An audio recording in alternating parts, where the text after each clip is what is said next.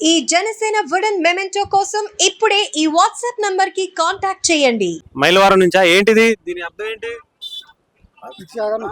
కొంచెం చెప్పండి ఏంటి దాని అర్థం? కారణం ఏంటంటే ఎలక్షన్ ముందు పవన్ కళ్యాణ్ ని కనీసం అసెంబ్లీ గేట్ కూడా దాటని అన్నాడు. అదే ఈ రోజు ఎవడు అసెంబ్లీకి వెళ్తున్నాడు, ఎవడు బయట ఉంటున్నాడో చూసుకోండి. అది దాని నిర్వచనం ఇది. అప్పుడు ఏమన్నాడు? అప్పుడు రివర్స్ గా అదే పాతాళానికి తొక్కేశాడు.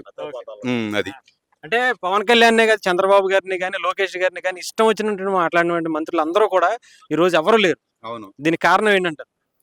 అదే భయం. ప్రజా తీర్పు అది. ఒకప్పుడు 150 వచ్చినప్పుడు ఏమన్నారు మొన్నే? అప్పుడు అవినీతి చేశారు, అది చేశారు, ఇది చేశారు అన్నారు. కాబట్టి ఇప్పుడు ఏమైందో తెలిసింది కదా, ప్రజలే నిర్ణయించారు. ఇప్పుడు 164 ఇచ్చారు, 164 ఇచ్చారు. వాడికి కనీసం ప్రతిపక్ష హోదా కూడా లేకుండా చేశారు. అది ప్రజలు అంత గట్టిగా తీర్పిచ్చారన్నమాట. అవును, అంటారు ఇదంతా ఎవరి వల్ల సాధ్యమైందంటారు? 100% పవన్ కళ్యాణ్, 100% పవన్ కళ్యాణ్. చిత్తూరు నుంచి ఏం సార్ ఎలా ఉంది ఈసారి? మొత్తం పండగ జరుపుకుంటున్నారు అందరూ కూడా. సునామీ కొట్టేసింది. ఏ పార్టీని కొట్టేసింది అంటారు? వైసీపీని. కొట్టేసిందా? 30 ఏళ్ళ చరిత్ర అన్నాడు. ఎక్కడుంది చరిత్ర? 5 ఏళ్లకు భస్మాస్పడి అయిపోయాడు. ప్రజలు తీర్పిస్తే ఇట్లా ఉంటుంది. తాడేపల్లి కొంపలో ఉండి పరిపాలన చేయకూడదు, ప్రజల ముందుకు రావాలి. ఎప్పుడు వచ్చాడండి ప్రజల ముందు? మీరు మీడియా సాక్షి చెప్తున్నాను, వచ్చాడా? ప్రజల ముందుకు రాని రాజకీయ నాయకుడు మనకు అవసరమా చెప్పండి? అందుకే పంపించేశారు, పాతాళానికి తొక్కేశారు. 30 ఏళ్ళ చరిత్ర అన్నాడు, ఏమీ లేదండి. పార్టీ కూడా ఉండదు, ఇంకా వైసీపీ పార్టీ అనేది ఉండదు ఇంకా. నెక్స్ట్ అయిపోయింది. ఇష్టం వచ్చినట్టు మాట్లాడారు చంద్రబాబు గారిని. సీఎం గారు మాట్లాడలేదు, నేను కార్యకర్తగా మాట్లాడుతున్నాను. అక్కడ జీతగాడు మాట్లాడాడు. సజ్జల రామకృష్ణారెడ్డి అనేవాడు ప్రజలు కట్టిన డబ్బుతో, ట్యాక్స్ కట్టిన డబ్బుతో జీతం తీసుకున్నాడు. అతను మాట్లాడి అతనే చెత్తేశాడు. జగన్కి అతను చెత్తేశాడు, మనం కాదు వేసింది. వాళ్ళు పోయి వాళ్ళే తొక్కున్నారు. సజ్జలే జీతగాడు అంటే సజ్జల మనం ప్రజలు కట్టిన ట్యాక్స్ తో జీతం తీసుకున్నవాడు ప్రజల్ని విమర్శించి మాట్లాడతాడు. మా ఓటర్లు వీళ్ళు కాదు, వేరే ఓటర్లు ఉన్నాయి. ఇవన్నీ ప్రజలు అన్ని గమనించారు. ప్రజలు చాలా తెలివైన వాళ్ళు. ఆంధ్రప్రదేశ్ లో ఉన్నంత తెలివి ఏ రాష్ట్రంలో కూడా లేదు. దానికి నిదర్శనం ఈ రాష్ట్రంలో వచ్చిన ఫలితాలు. అది సార్. మొత్తం అంటే ఇష్టం వచ్చినట్టు మాట్లాడిన మంత్రులందరినీ కూడా పంపించేశారు. మంత్రులే కాదండి, ఎమ్మెల్యేలు, ఒక సీఎం కూడా నానా కష్టపడి గెలవడం అంతే. అదేం పెద్ద మెజార్టీ ఏం కాదు.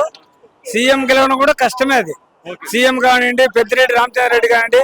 పెద్దిరెడ్డి రామచంద్రారెడ్డి 6,000 ఓట్లతో గెలిచాడు. 6,000 ఓట్లు ఎక్కడికి సరిపోతాయండి? ఆయన వైనాట్ కుప్పం అంటాడు మాట్లాడుతూ. వచ్చారండి సార్ అన్నమయ్య జిల్లా సార్, రాయచోటి సార్. రాయచోటి నుంచి వచ్చారు. అవును సార్. ఎలా ఉంది సార్? ఎలా అనిపిస్తుంది? చాలా రోజుల తర్వాత తెలుగుదేశం, జనసేన, బీజేపీ కలిసి ప్రభుత్వాన్ని ఏర్పాటు చేయబోతున్నాయి. ఎలా అనిపిస్తుంది? చాలా సంతోషం ఉన్నది సార్. నిరుపేద వాళ్ళకు సహాయం చేసే పార్టీ తెలుగుదేశం పార్టీ. చాలా ఆనందంగా ఉన్నది. చంద్రబాబు నాయుడు సార్ ప్రమాణ స్వీకారం సందర్భంగా మేము అన్నమయ్య జిల్లా నుంచి వచ్చినాము. చాలా మా జీవితానికే మాకు ఎంతో అదృష్టం సార్. ఎలా అనిపింది అంటే చంద్రబాబు గారిని ముఖ్యంగా చాలా మంది చాలా ఇష్టం వచ్చినట్టు మాట్లాడారు.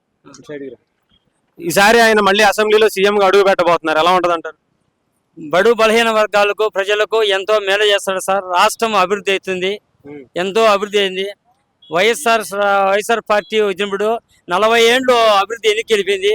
మళ్ళీ చంద్రబాబు నాయుడు ముఖ్యమంత్రి కావడం అంటే ఆంధ్రప్రదేశ్ యొక్క ప్రజలకు అదృష్టంగా మేము భావిస్తాను సార్. పెద్ద మీకేమనిపిస్తుంది? పెద్ద చంద్రబాబు గారిని తిట్టిన ప్రతి ఒక్కళ్ళు కూడా ఓడిపోయారు. చంద్రబాబు నాయుడు విజ్ఞతతో పనిచేసాడు, విజన్తో పనిచేసాడు. ముందుకు పోయే వ్యక్తిని సామాన్య మనుషులు ఆ విధంగా తిట్టడం వల్ల ఈ ప్రభుత్వం ఏమైపోయిందంటే మనుషులకు చాలా నష్టం జరిగేట్టుగా చేశారు. ఆయన విజన్తో ఇంకా రాష్ట్రం అభివృద్ధి అయ్యి మనకందరికి సుభిక్షంగా చూస్తారని మాకు ఆశ ఉంది. ఇన్ని రోజులు ఉంటే ఆ ప్రభుత్వం ఎన్నుకుపోయిన దానికి మాకు చాలా బాధ. ఈ 5 ఏళ్ళు హింసించినాము. ఇప్పుడు బలహీన వర్గాలకి, నిరుపేదలకు మాకు న్యాయం చేస్తారని ఆయన మీద మాకు ఆశ ఉంది. ఈయన పవన్ కళ్యాణ్ గారు ఎలా ఉంటుందంటారు? ఆయన పరిస్థితి? పవన్ కళ్యాణ్ గారు కన్వీనర్ గా పనిచేస్తూ ఈ బలోపేతం చేసుకుంటూ చంద్రబాబు నాయుడు ఇంకా ఉత్తర్వులుగా బాగా చేయాలని చెబుతూ ఆయన ఇంకా ముందుకు పోతాడని చెప్పేసి ఈయనకు ఎన్నెంటూ ఉండి ఈపు తట్టుతూ ఆయన ముందుకు తీసుకుపోతాడని మా అభిప్రాయం. ఈసారి బాగుంటది అంటారా గవర్నమెంట్? బాగుంటుందని మా అభిప్రాయం. బాగా చేస్తాడని మాకు ఆ నమ్మకం ఉంది. మంచిగా ఉంటది. మంచిగా ఉంటుంది. ఆయన తెలిసిన వ్యక్తి కాబట్టి చంద్రబాబు నాయుడు భారతదేశంలోనే ఒక మేధావితనంగా ఉంది, అనుభవం ఉన్న వ్యక్తి, సుదీర్ఘకాలం 43 ఏళ్ళ బట్టి పనిచేసిన వ్యక్తి కాబట్టి ఈ రాష్ట్రము చాలా లోటుగా పడిపోయింది. ఆ లోటును పూర్తి చేయడానికి అటువంటి వ్యక్తి అయితే పోతాడని ఈ ప్రజలంతా జీవించి మేము ఓట్లు వేసినాము. మాకు ఆ విధంగా చేస్తాడని మేము ముక్తతో ఉన్నాం.